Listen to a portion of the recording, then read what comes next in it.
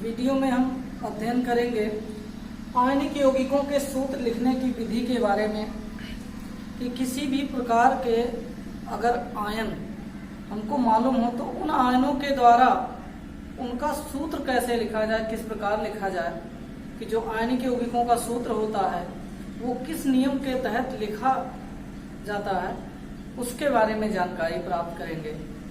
तो इसके लिए सबसे पहले हमको ये याद रखना होगा कि कुछ प्रकार के आयन होते हैं जो एक इकाई का धनावेश प्रदर्शित करते हैं, जैसे hydrogen ion, lithium, sodium, H+, Li+, Na+, ये धनावेशित आयन है, एक इकाई का धनावेश होता है। ऋणावेशित आयनों में आपका Cl-, Br-, ये सब ऐसे हैं जो एक इकाई का ऋणावेश प्रदर्शित करते हैं। इसी प्रकार से आपका कार्बोनेट आयन है, ये 2 इकाई का सल्फेट आयन है, 2 इकाई का ऋणावेश। ऑक्सीजन पे भी 2 इकाई का ऋणावेश होता है। एल्युमिनियम पे आप देखेंगे 3 इकाई का धनावेश होता है। इसी प्रकार से आयरन पे भी 3 इकाई का धनावेश होता है।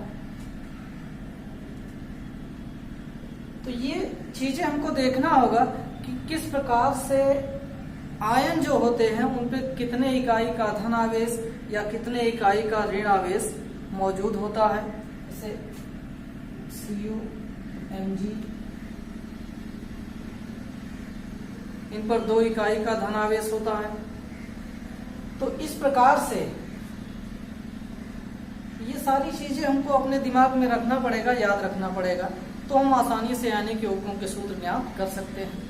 अथवा एक तरीका ये है कि ये आपको मालूम हो, आयन अगर आपको मालूम है तो आप आसानों से आयनिक यौगिकों आसानी से सूत्र लिख सकते हैं। किस प्रकार से लिख सकते हैं?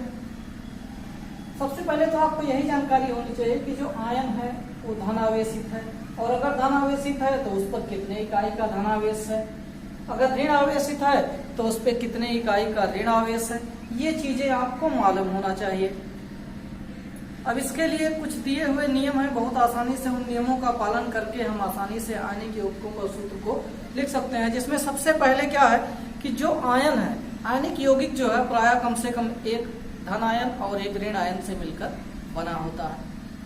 आपके दिमाग में सबसे पहली बात यह होनी चाहिए, कम से कम एक धन आयन और कम से कम एक ऋण आयन।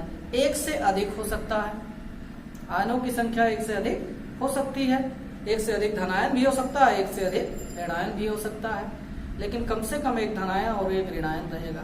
दूसरी बात ध्यान में रखने वाली बात यह है कि धनायन पे जितना टोटल आवेश रहेगा उस यौगिक में ऋणायन जितने भी हैं, चाहे वो एक हो या उससे अधिक हो, यानी कि कुल धनावेश कुल ऋणावेश के बराबर होगा। आयनिक यौगिक में धनायन चाहे जितने भी हों, एक हो या उससे अधिक, ऋणायन भी एक हो या इससे अधिक, लेकिन कुल ऋणावेश की संख्या और कुल धनावेश की संख्या बराबर होगी। तो ये 2 चीजें आपको क्लियर हो गई कि पहला तो एक पॉजिटिव आयन होना चाहिए, दूसरा नेगेटिव आयन होना चाहिए कम से कम, यानी कम से कम एक धनायन और कम से कम एक ऋणायन उपस्थित होना चाहिए। दूसरा सिद्धांत यह है कि धनायनों की जो कुल धनावेश की संख्या है कुल ऋणावेश की संख्या के बराबर होनी चाहिए। ये दोनों बातें आपको हमेशा ध्यान में रखना है। फिर उसके बाद धनायन और ऋणायन को क्रमशः हम एक साथ लिख देते हैं। सबसे पहले धनायन को लिखेंगे, उसके बाद ऋणायन को लिखेंगे, यानी धनायन और ऋणायन को एक साथ लिखेंगे।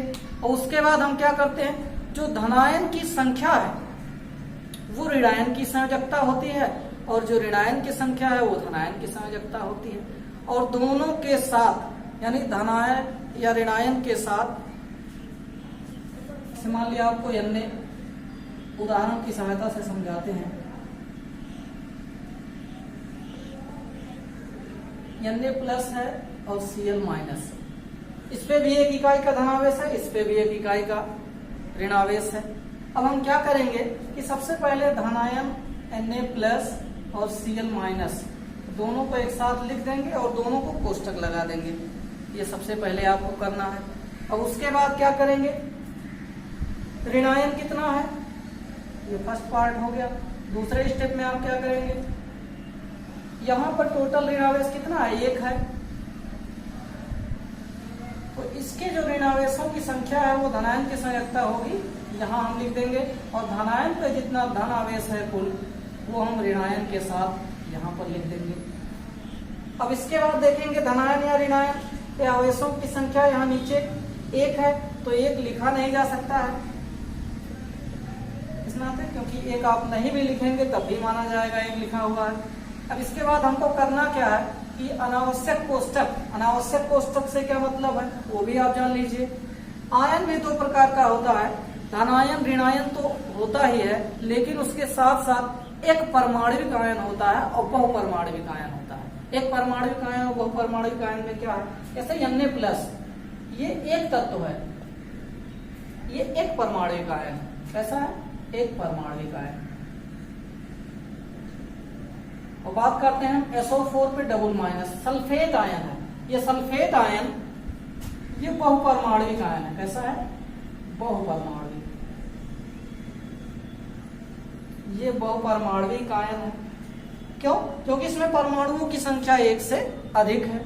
अब यहाँ अनावश्यक कोष्टक की जो बात कर रहे थे कि अगर एक परमाणविक आयन है तो वहां कोष्टक लगाने की जरूरत नहीं है, वहां कोष्टक लगाने की जरूरत नहीं है। लेकिन अगर बहुपरमाणविक आयन है और उसकी संख्या 1 से अधिक है, जैसे सल्फेट आयन को अगर हमको 2 बार लिखना हो, SO4 है तो इसको हम 2 बार कैसे लिखेंगे, जब तक इसको कोष्टक नहीं लगा रहेगा तब तक हमारे 2 लिखने का कोई औचित्य नहीं है। क्योंकि अगर 4 के बगल में 2 लिख देंगे तो वो ऑक्सीजन 42 बार हो जाएगा, 4 2 एक साथ हो जाएगा। तो यहाँ कोष्टक लगाना आवश्यक है, तब सल्फेट आयन कितनी बार होगा, 2 बार होगा। अब लेकिन यहाँ हम बात कर रहे हैं अनावश्यक कोष्टक की, तो यहाँ जितना आपका धनावेश या ऋण आवेश है वो हटा देंगे। अगर संख्या 1 लिखा हुआ है तो उसको भी हटा देंगे, और अनावश्यक कोष्टक यानी यहाँ भी जरूरत नहीं है, तो ये हो जाएगा NaCl, ये हो जाएगा आपका सूत्र यौगिक। यानी धनायन और ऋणायन को एक साथ लिख के कोष्टक लगा देंगे। ऋणावेश की कुल संख्या धनायन के साथ और धनावेश की कुल संख्या ऋणायन के साथ नीचे की ओर दाहिनी तरफ दोनों को लिख देंगे।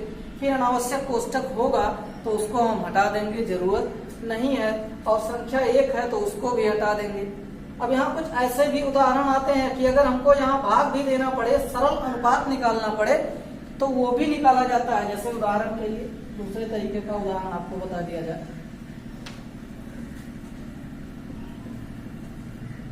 तो मैग्नीशियम क्लोराइड का सूत्र लिखना है,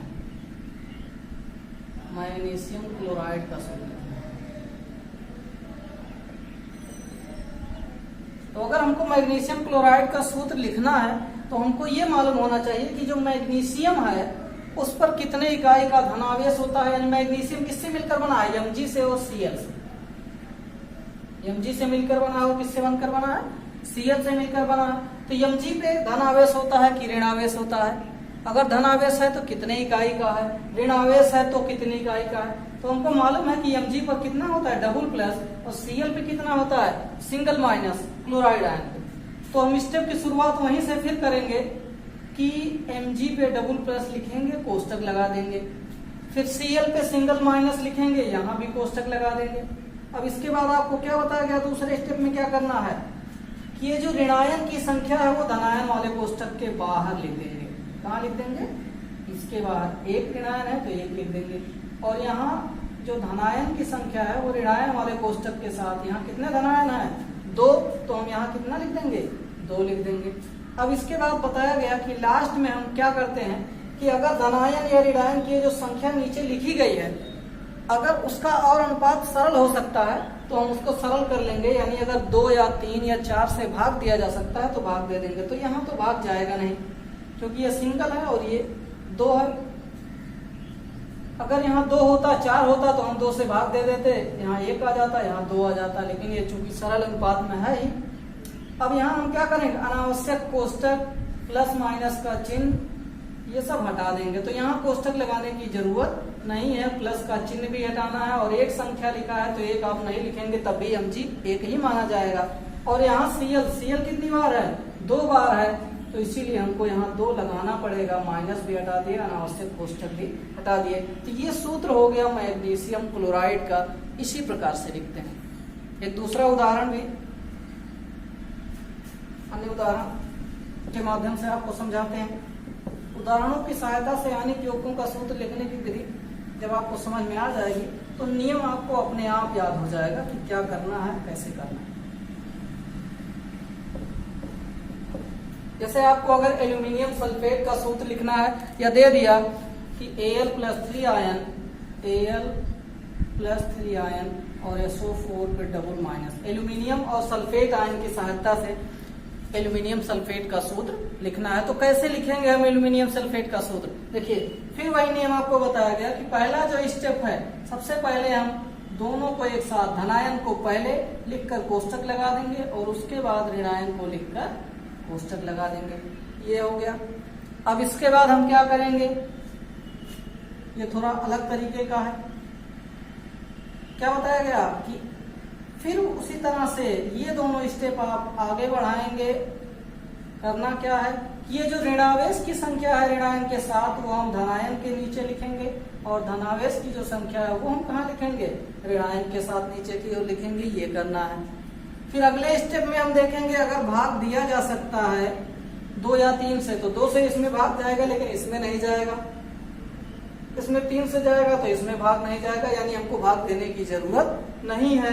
हमको अब करना क्या है, अनावश्यक कोष्टक हटा देना है, प्लस माइनस का चिन्ह हटा देना है, और अगर संख्या 1 है तो वो भी हटा देना है। तो यहाँ पे हम क्या लिखेंगे, Al2 हटा दिया, अनावश्यक कोष्टक। अब यहाँ देखिए, हमने बताया था कि यह बहुपरमाणविक आयन है और SO4 लिखा हुआ है। SO4 कितनी बार है, 3 बार है। तो अगर हम यहाँ 3 लिख दें तो कितना हो जाएगा, ऑक्सीजन 43 बार हो जाएगा। तो यहाँ हमको कोष्टक लगाना पड़ेगा, क्योंकि ये कोष्टक अनावश्यक नहीं है।